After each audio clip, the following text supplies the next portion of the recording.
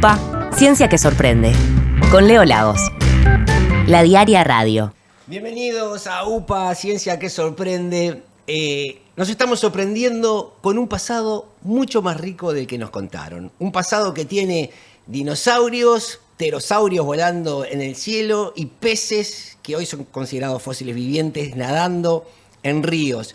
Pero también un pasado que nos cuenta de decenas de miles de años de poblamiento en este territorio. Nos hablan de que la gente que vivió acá era gente poco proclive al trabajo, pero tenemos gente que caminaba mínimo 179 kilómetros para ir a buscar los materiales para construir sus puntas de proyectiles. Tenemos gente que hace 11.000 años encontró un lugar fantástico en el norte del país y lo ocupó hasta hace unos pocos 400. Así que es un pasado mucho más profundo. Y para hablar de todo eso, recibimos a Flavia Barceló de la Facultad de Humanidades y Ciencias de la Educación. ¿Cómo estás, Flavia? Muy bien, muchas gracias por la invitación a tu programa. Arqueóloga serías. Sí, arqueóloga. Y formás parte de este programa del poblamiento temprano, ¿cómo es que se llama? El PIPTU, Programa de Investigación del Poblamiento Temprano de Uruguay. Y también recibimos a Pablo Toriño, paleontólogo, del Departamento de Paleontología de la Facultad de Ciencias, pero hoy estás más en Facultad de Veterinaria por esas cuestiones que tiene nuestro sistema académico, que hay pocas plazas para mucha gente de talento. ¿Qué tal, Leo? Bueno, muchas gracias por la invitación también. Y sí, acá estamos. Paleontólogo y museólogo también, de formación. Bien. Los dos, de alguna manera, han enriquecido nuestra vida aportando de distintos lugares. Empecemos, ya que digo que los animales estaban antes que los seres humanos, empecemos con Pablo. Pablo, sos parte de una camada de paleontólogos que viene haciendo doble clic, viene ampliando lo que sabíamos del Jurásico de Uruguay. 150 millones de años está datado más o menos los sedimentos de Tacuarembó, que han producido una serie de hallazgos increíbles para la paleontología uruguaya en los últimos 20 años. Tal cual, sí, hay un tema de números por detrás. Al haber más gente trabajando, empieza también a florecer las investigaciones. No somos los primeros ni que hablar, esta camada, como tú decís, que ya no somos tan jóvenes, pero atrás nuestro también viene otra camada de chicos más jóvenes. Venimos a seguir el trabajo de quienes fueron nuestros docentes. Daniel Perea, por ejemplo, que fue uno de los pioneros en esto de trabajar en Tacuarembó, y todo un equipo también que a principios, diría fines de los 90, primeros años del 2000, empiezan a hacer una serie de hallazgos, primeros dientes de dinosaurios carnívoros, primeros dientes de tiburones ahí en Tacuarembó, que ayudan a darnos una idea de cómo era la fauna y de esa antigüedad que tú mencionas también. Y de ahí en adelante venimos sumándonos con otros trabajos, por supuesto. Por ejemplo, has participado en investigaciones que lograron determinar el primer género de dinosaurio para Uruguay, el Torvosaurus, ahí en unas pocas manzanitas, digamos, en Tacuarembó.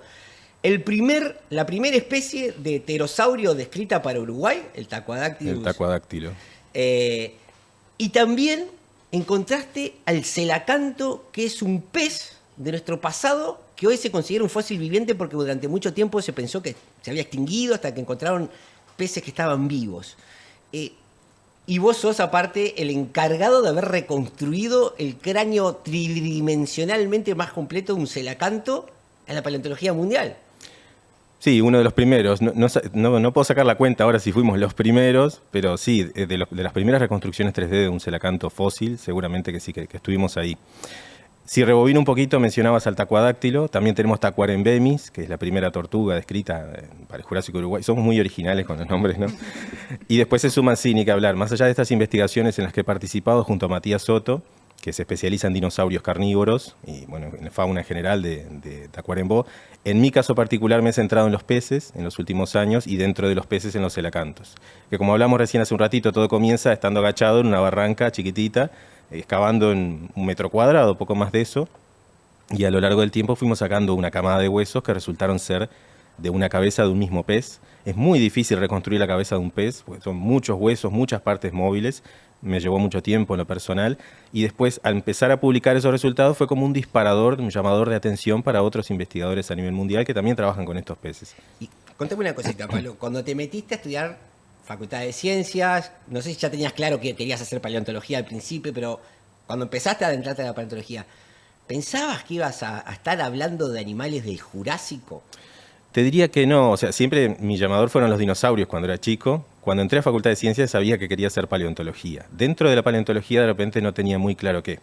Y de hecho yo empecé trabajando con mamíferos hace años atrás. Arranqué trabajando con investigaciones en las que también, junto con Andrés Rinderknecht y con otros colegas, en mi caso con gliptodontes, por ejemplo, pero también trabajaba como técnico ayudante en proyectos de Jurásico. O sea, mi cabeza estaba en los mamíferos, pero mis manos estaban preparando fósiles del Jurásico. Y de un momento a otro empezás como a encariñarte con esas cosas que te llevan horas, semanas y meses. En este caso con este pez, cuando empezamos a colectarlo, yo no trabajaba con celacantos, pero me fui encariñando con él. Y de hecho me fui obsesionando, más que nada. Recuerdo que Perea, Daniel, Matías me decían, bueno, ya está, como que terminaste de excavar ahí. Yo decía, no, la próxima vez que volvamos, vamos a seguir acá porque creo que debe haber más huesos. Y estuvimos 5 años colectando, yo por lo menos 5 años sentado en el mismo cuadrante hasta terminar hasta que me convencí que ya no quedaban más huesos. Eso que él dice así como algo anecdótico, en realidad es realmente extraño que un paleontólogo vaya 5 años distintos a un lugar y encuentre huesos del mismo cráneo de un único ejemplar de un animal que vivió hace 150 millones de años. Eso es como sacar 5 años seguidos el 5 de oro, prácticamente, ir y seguir encontrando huesitos. Te dejo un segundito, Pablo, giro a esta enorme mesa que tenemos acá en UPA para hablar con Flavia. Flavia, cuando te anotaste para estudiar antropología, arqueología en la Facultad de Humanidades y Ciencias, ¿tenías una idea de este pasado tan rico de poblamiento humano? Y en realidad, más o menos. O sea, yo soy una niña de los 90 que creció a base de documentales, a base de enciclopedias, y tenía un poco de conocimiento, más del que nos mostraban en lo que era primaria en aquel momento, de estos grupos humanos, charrúas, guenoas, minuanes, guaraníes, ¿no? Que fui descubriendo, por ejemplo, en base a prehistoria americana, que teníamos un pasado mucho más rico, como vos decís exactamente, que se remontaba mucho tiempo más. Empezamos a hablar de lo que fue el poblamiento de América y dije, yo quiero ser arqueóloga y yo quiero estudiar a esta gente. En realidad, exactamente. También conocía lo que se conoce como grupos de cerritos de indios, que también estamos en este imaginario colectivo, ¿no?, que tenemos en nuestra sociedad, de que sí, estos grupos estaban acá, estos otros estaban acá, también. Pero dije... Los cerritos de indios, para poner una edad más o menos, fueron mucho más abundantes a partir de unos 5.000 años atrás, podemos decir. Sí, se podrían remontar hace unos 5.000 años. Pero nuestra historia todavía duplica esa antigüedad del poblamiento humano. Sí. Antes de los hacedores de cerritos, podemos catalogarlos a estos grupos como hacedores de cerritos, hay una historia que es igual de antigua que la misma distancia que hay entre los hacedores de cerritos y nosotros, para atrás todavía. Uno de los sitios más antiguos que creo que has trabajado es ahí en el norte de Artigas. Sí, en el sitio Tigre y en el sitio Paipaso, exactamente. Son 2 sitios que son unas cápsulas hermosas para estudiar nuestro poblamiento temprano por la conservación que tienen. Y estamos hablando ahí de unos cuantos años unos atrás. 14.000 años aproximadamente, que estas fechas entran incluso dentro del debate continental de lo que es el poblamiento de América. O sea, Uruguay tiene su puntito en lo que son los mapas de poblamiento americano. Y eso también en base a investigaciones que vienen hace 25 años. Incluso estas ocupaciones más tempranas se vienen exhibiendo, recién las venimos encontrando en los últimos 10 años. O sea, todavía nos queda mucho más e incluso podemos irnos más atrás en el tiempo. O sea, bueno, seguimos investigando. Aparte de esa datación, esos 14.000 años son denunciados o buchoneados, podemos decir, por puntas de proyectiles. Sí, exactamente la ocupación de 14.000 años no, en realidad. Bien. O sea, esta ocupación que tenemos de más de 13.000 años, no encontramos puntas de proyectiles, encontramos otro tipo de artefactos, estos bifaces o cuchillos que se utilizaban. Bien. Pero a lo que voy, son registros líticos, sí, son registros de herramientas. Sí. Y uno podría pensar que en realidad los humanos llegaron antes, porque para que una herramienta quede en un sedimento y vos la encuentres, tiene que haber una determinada densidad en el tiempo y en el espacio para que vos puedas encontrarla. Quiere decir que si la herramienta tiene esa edad, uno podría pensar que hacía más tiempo que los humanos andaban por ahí. Exactamente. Incluso las fechas que se manejan a nivel continental también son más antiguas. O sea, en lo que vos decías de las puntas de proyectil, las que encontramos acá en Uruguay en realidad son un poco más recientes, ¿no? Estas famosas puntas cola de pescado que tienen entre 12.900 y 12.400 años. Acá sí, tenemos marcadores culturales que nosotros decimos que son marcadores culturales de estos diferentes grupos que estaban habitando, porque obviamente el registro arqueológico lamentablemente lo que nos deja son las rocas, y nosotros como tenemos que hacer que esas rocas nos hablen, haciéndole las preguntas necesarias para obtener respuestas de ese comportamiento humano, porque nosotros en realidad con una formación de antropología estamos tratando de ver a los humanos detrás de estos objetos. O sea, cómo estaban interactuando con el medio, cómo estaban llevando sus vidas en ese momento, ¿no? Y hablando de vidas y de eso, hay una línea de investigación de la cual sos protagonista importante, Flavia. Viene dado por ese trabajo que están haciendo en cuevas y aleros del norte del país. Ajá. Hay una cueva, creo que es un alero en Cerro Largo, que se llama Sí. Tamanduá, Es Tamanduá, exactamente.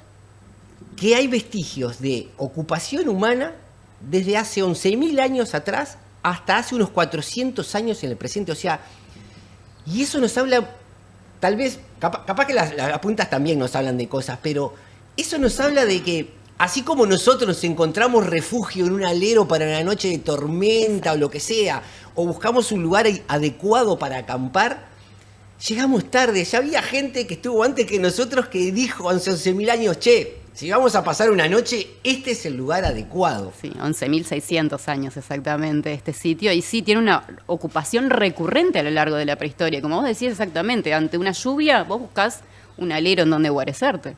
O sea, en donde protegerte. Y este lugar exactamente funcionaba así. Es un alero increíble. O sea, tiene casi más de 60 metros de largo, 15 metros de profundidad, 5 metros de alto. Perfectamente podría haber un grupo bastante grande habitando este lugar, ¿no? Y bueno, para esa ocupación más antigua, en realidad, no hemos encontrado objetos líticos todavía. O sea, decimos, si bien una excavación bastante interesante, encontramos un lente que nosotros le llamamos de materia orgánica, de acumulación de materia orgánica bastante oscuro, que nos estaba denotando una ocupación humana, porque cuando la gente ocupa, deja desechos. Entonces esos parten al sedimento, o sea, se inscriben dentro del sedimento, y en ese sedimento nosotros encontramos fogatas que nos están dando cuenta de que hubo actividad humana en ese lugar, Porque en por esa edad. ahora los únicos animales que hacen fuego en una caverna venimos siendo los seres humanos. Sí.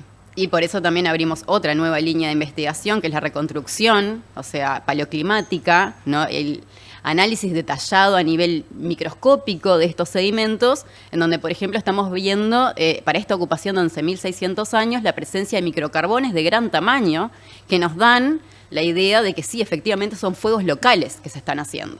O sea, no te voy a entrar en eso, pero bueno, microcarbones de entre 100 y 200 micras o más de 200 micras nos están diciendo que el fuego es local y que se hizo ahí. Incluso también podemos ver otro tipo de prácticas, como el uso del fuego. ¿Qué se estaba quemando? ¿Qué volumen se estaba quemando? ¿Qué se estaba consumiendo? O sea, es muy interesante, bueno, pero no es lo único que hay en el alero, exactamente. Como vos decís, tenemos 11.600 años de ocupación en ese alero.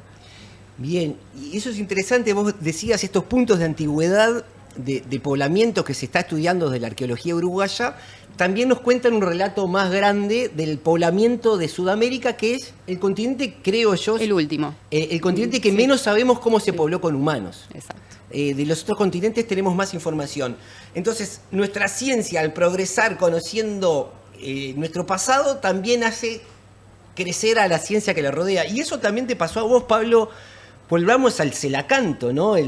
Hoy Pablo se conoce como Pablo Celacanto Toriño, podríamos decir, porque si bien estudiaste dinosaurios, que son esos animales tan carismáticos y los que te acercaron, lo que te catapultó, digamos, a la paleontología internacional fueron tus estudios sobre Celacanto. Te llamaron de Inglaterra, te llamaron de Brasil, te llamaron de Norteamérica, y si todo sale bien, antes de fin de año te estás yendo a China por el Celacanto. Sí, por el Celacanto que arrancó en Tacuarembó, ahí, digamos, ahí que estaba ahí esperando, como quien dice.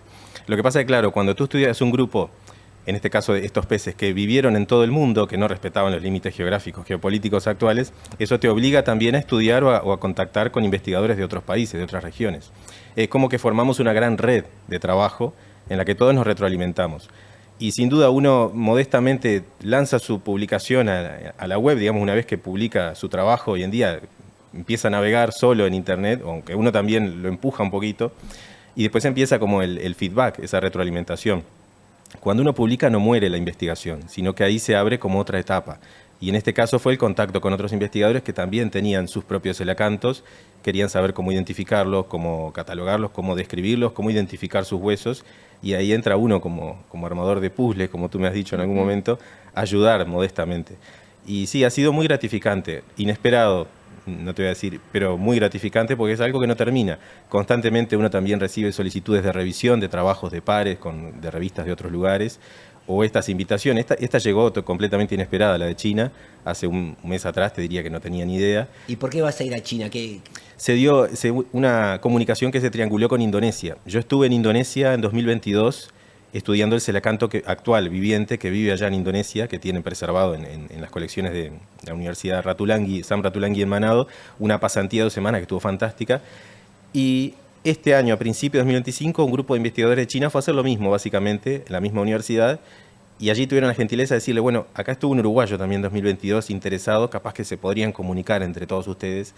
Y ahí los chinos literalmente me llamaron a la 1 de la mañana, un día, un viernes, un sábado, ya a la 1 de la mañana atendí, para hablarme, para invitarme, básicamente para presentarse, una investigadora, la jefe de la investigación que están haciendo. Y fue muy, muy gentil, porque en realidad ellos tienen toda la tecnología, tienen todo, ¿no? Van a hacer unos escaneos brutales en 3 dimensiones. Y me dijeron, ¿querés sumarte a esta investigación? Porque podrían haber dicho, bueno, nada, simplemente nosotros estamos haciendo esto. Lo primero que preguntaron, ¿vos cuándo vas a publicar la tuya? Pues yo también estoy trabajando con el celacanto de Indonesia, pero al ritmo de Uruguay también, ¿no? Con los medios que uno tiene aquí. Y lo que hicimos fue como fusionar las 2 investigaciones. Eso estuvo muy bueno. La idea es viajar para poder darles una mano con el escaneo que van a hacer en alta resolución y reconstruir todo el esqueleto del celacanto viviente para que nos ayude a entender mejor también los esqueletos de los fósiles que tenemos en todo el mundo. Si entran al sitio de la diaria pueden bucear y buscar una nota que hicimos con Pablo sobre cómo escaneó él el cráneo de celacanto en el Clínica, ¿fue? En el Hospital de Clínicas. Y cómo probó distintas fórmulas de gelatina para armar todo un molde. Creo que cuando le cuentes eso a los chinos, van a alucinar cómo te la revolviste a la uruguaya para hacer un escaneo en el Hospital de Clínicas. Claro, porque te decía, un cráneo de pez no es como el nuestro, que es el cráneo compacto, sino que está formado por un montón de partes móviles, más complicado que una navaja suiza desarmable. Es una cosa que es como, tiene muchas partes que coinciden entre sí. Y en la reconstrucción de un fósil, tú necesitas poner eso en 3 dimensiones. Hay varios investigadores que me han preguntado, ¿y por qué no pusiste los huesos sueltos y después con un programa de software 3D los movía? Hoy sé hacerlo, pero en ese momento yo dije, necesito algo para que ya entre armado al tomógrafo y después ya lo saque como por un tubo.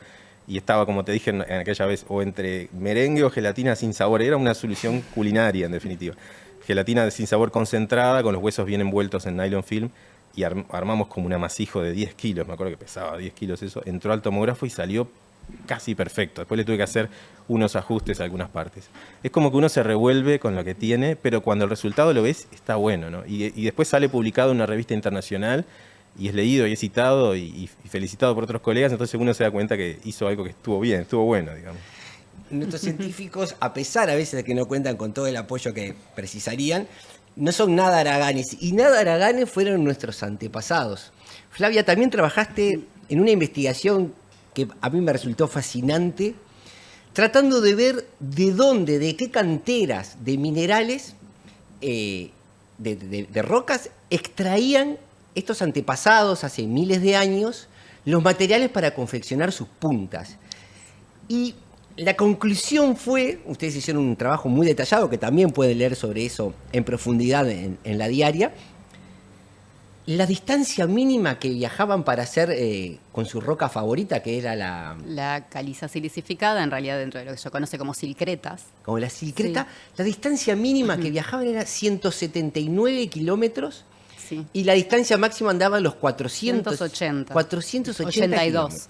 Sí. Nosotros tenemos una cultura que ha invisibilizado nuestro pasado, pero que siempre se denosta que eran pueblos primitivos, que eran haraganes, pocos adeptos al trabajo. Por lo general, crónicas de españoles que estaban tratando de esclavizar a los indígenas y después se extrañaban o que no querían trabajar. Yo sería el primer rebelde en no arrear ningún ganado para quien me estaba dominando, ¿no? Es lo más natural. Pero ustedes vienen con esto a contarnos que era gente que apreciaba tanto un material al punto de decir, bueno, hay que hacer un viajecito de 200 kilómetros, pero la punta que vamos a tener es la punta que queremos tener. Sí.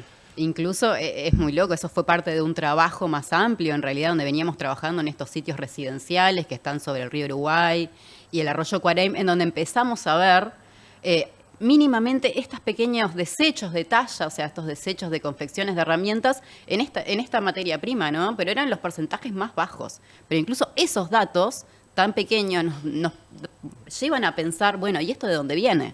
Entonces empezamos a ampliar y empezamos a mapear dentro del territorio uruguayo lo que eran estas posibles canteras de abastecimientos de materiales, empezamos a ver las formaciones geológicas en donde están estas rocas, porque lo bueno es que este tipo de rocas están en determinadas formaciones, entonces sabemos que están ahí y no en otra parte de Uruguay. Entonces empezamos un trabajo de buscar esto en lo que la región que se conoce como calizas del Quehuay, ¿no? Y empezamos a encontrar estos afloramientos, grandes afloramientos con marcas de extracciones, y dijimos, bueno, de acá se está obteniendo esta roca. Entonces ahí lo que hicimos fue meter todo esto dentro de un sistema de información geográfica para poder medir esas distancias, un estimativo, ¿no? Porque, bueno, obviamente no es lo mismo trazar una línea recta en Google Earth y decir esto queda tantos kilómetros, que cuando empezamos a tomar otros factores en cuenta, como es la topografía, algo que prácticamente no ha cambiado Sí, o lo en sabes los últimos cualquiera, miles de años. cuando se ¿no? toma un ómnibus, ¿no? Vos decís la distancia recta entre mi casa Sí. y tal lugar es tanto, pero te subís a un ómnibus de Cuche, te pasea por todo Montevideo, Sí. porque va por donde puede ir, Exacto. digamos, ¿no? Y Lo lo mismo mismo pasaba pasa- con los caminos, tenés que vadear un río o un Exacto, cerro. o buscar lo que el sea. mejor lugar de paso por donde pasar o bordear todo un río, dar toda una vuelta. Y eso ahí empezamos a jugar con esto de dónde estaban los campamentos residenciales y dónde estaban los materiales. Y ahí sí empezamos a ver estas distancias que dijimos, bueno, estos tienen más de 300, 400 kilómetros. Siendo que incluso tienen otras materias primas que también son súper interesantes para la talla, en esta región que se conoce como Catalanes Nacientes del Arapey, en donde hay areniscas y ágatas hermosas, pero estos grupos cola de pescado que nosotros les llamamos, hacían 400 kilómetros para abastecerse de este material, siendo que tenían otros a 200. Y estamos hablando también hace unos 11.000 años por ahí. Exactamente, para los grupos cola de pescado entre 12.900 y 12.400 más o menos. Sí, es súper interesante, aparte el valor simbólico que le estarían dando a este tipo de rocas también, en ese artículo de La Diaria que hablamos en aquel momento, de cómo les llamaban estos grupos, los españoles en las crónicas que dicen esta roca que parece carne. Carneolita. Carmeolita, esta roca roja. Pero también tenemos otras variedades, en realidad. Tenemos las traslúcidas, tenemos marrones, rosadas, grises. Y es la roca predilecta para este grupo. O sea, para estos grupos cola de pescado. Nosotros hicimos un análisis de aproximadamente 100 puntas del territorio y el 56% estaban hechas en esta. O sea, Hay un sesgo ahí que nos habla de que no era que agarraban la roquita que tenían más cerca y con eso hacían.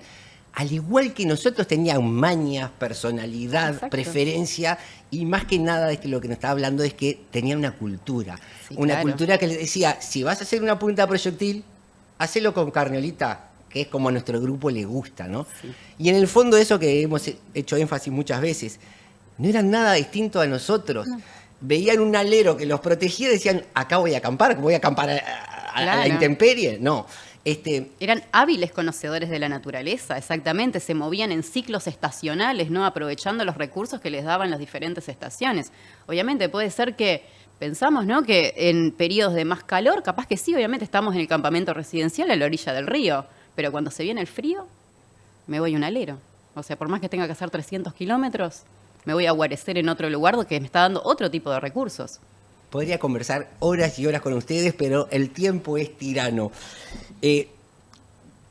Por los dos lados, por el lado del poblamiento temprano, por el lado de bichos que vivieron hace 150 millones de años en el Jurásico, nos damos cuenta que tenemos un pasado más rico, que ese pasado genera un presente más rico, genera cultura, saber qué pasaba acá, eso ya es valioso.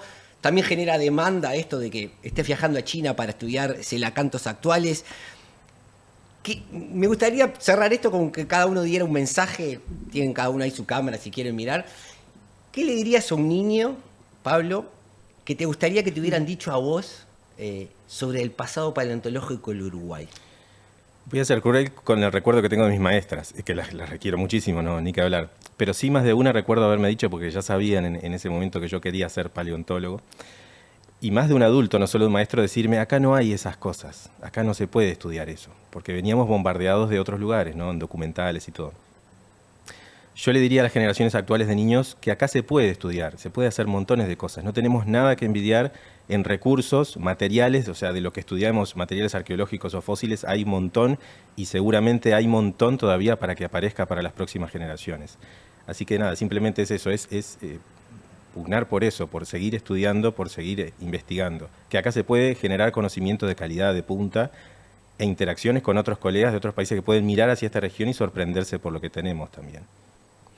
Fantástico. Y vos, Flavia, ¿qué le dirías a esa gurisa, a ese gurí que quiere estudiar los grupos indígenas? ¿Qué te hubiera gustado que te dijeran a vos de niña? ¿Qué te ha sorprendido en estos años? Y exactamente, que tenemos una profundidad temporal mucho más rica, que había gente hace miles de años acá, y sacarnos esa idea de que tenemos en nuestro imaginario colectivo de que solamente eran grupos, estos sí, grupos charrúas, guenoas, minuanes, constructores de cerritos, que eran haraganes, que como decís tú, que no les gustaba trabajar. No, estos grupos incluso tenemos, como Rafael también nos dice, grandes geólogos, grandes conocedores del paisaje, de la fauna, del clima.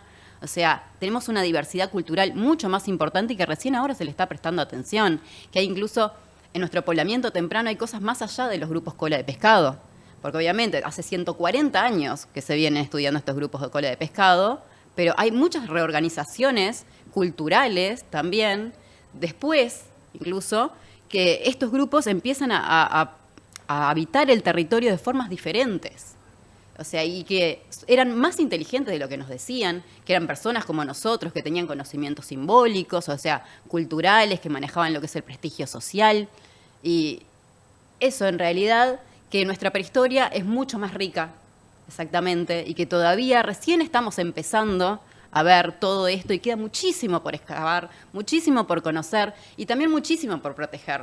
Porque algo también súper importante con nuestro trabajo como arqueólogos es que tenemos que difundir lo que son nuestras investigaciones porque es la única manera de proteger este patrimonio cultural. O sea, que es parte de nosotros, que tenemos que hacerlo con nosotros porque nos pertenece. Y muchos de estos sitios arqueológicos súper importantes están en riesgo de destrucción y tenemos que protegerlos. Pero para protegerlos primero tenemos que conocerlos, porque no se puede proteger lo que no se conoce exactamente. O sea, Exacto. así que tenemos años todavía para las futuras generaciones de niños y niñas que quieran ser arqueólogos para que sigan investigando. Estamos sentando recién las bases.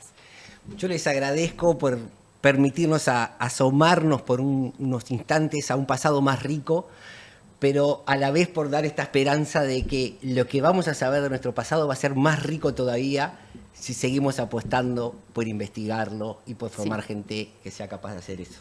Así que gracias por sorprendernos con su ciencia. Un placer haberlos tenido acá y nosotros nos vemos en una próxima entrega.